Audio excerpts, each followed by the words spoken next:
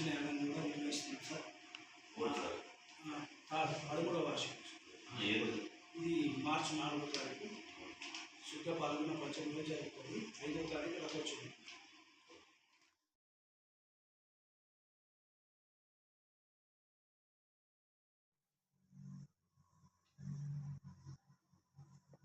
ఈ లక్ష్మీనరసింహ స్వామి సార్ 11వ వార్షిక బ్రహ్మోత్సవాలు ఉంది. సందర్భంగా ఈసారి ఏంటంటే లోక కళ్యాణాల కోసం సుదర్శన యాగం కూడా చేయిస్తున్నాం సార్. ఈ ప్రతి సంవత్సరం లాగా అన్నదానం, యజ్ఞము, రథోత్సవం ఈ కార్యక్రమం ఖచ్చితంగా మీరు రావాలి. మీ చేతుల మీదుగా వస్తాము. 4వ తారీఖు ఏమో యజ్ఞము, అన్నదానం సార్ సుదర్శన యాగం. 5వ తారీఖు రథోత్సవం.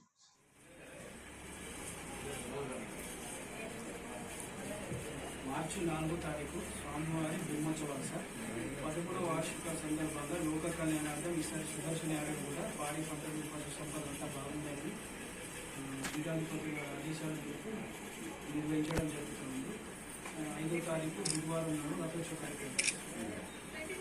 లక్ష్మీ నరసింహస్వామి దేవాలయం బోధన్ పట్టణంలోని 17వ వార్డు బస్వతారక నగర్ అందు కలదు. ప్రతి సంవత్సరం వలె శ్రీ కోటమైసమ్మ సహిత లక్ష్మీ నరసింహస్వామి యొక్క బ్రహ్మోత్సవాలు, వార్షిక బ్రహ్మోత్సవాలు నిర్వహించడం జరుగుతూ ఉంది.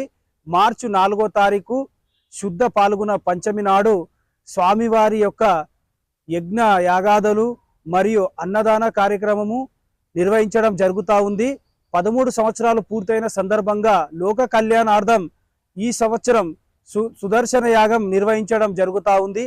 అలాగే 5వ తారీఖు మార్చిని రథోత్సవ కార్యక్రమం కూడా నిర్వహించడం జరుగుతూ ఉంది. కావున భక్తులందరూ పెద్ద ఎత్తున వచ్చి ఈ కార్యక్రమాన్ని విజయవంతం చేయాలని ఈరోజు ఈ యొక్క కార్యక్రమానికి ఈ కరపత్ర ఆవిష్కరణ బోధన్ సబ్ కలెక్టర్ గారి చేతుల మీదుగా మరియు బోధన్ ఎంఆర్ఓ గారి చేతుల మీదుగా మరియు బోధన్ ఏసీపీ గారి చేతుల మీదుగా మరియు మున్సిపల్ కమిషనర్ గారి చేతుల మీదుగా నిర్వహించడం జరిగింది.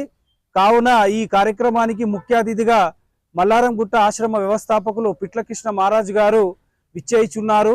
అలాగే ప్రజాప్రతినిధులు కూడా కొంతమంది వస్తారు. కావున భక్తులు కూడా పెద్ద ఎత్తున వచ్చి లోక కళ్యాణార్థం జరుగుతున్నటువంటి ఈ సుదర్శన యాగంలో మరియు వార్షిక బ్రహ్మోత్సవాల్లో ఈ మార్చి 4వ తారీఖు అందరూ పాల్గొనాలని ఆలయ కమిటీ ఆధ్వర్యంలో మేము అందరికీ ఆహ్వానం పలుకుతా ఉన్నాం.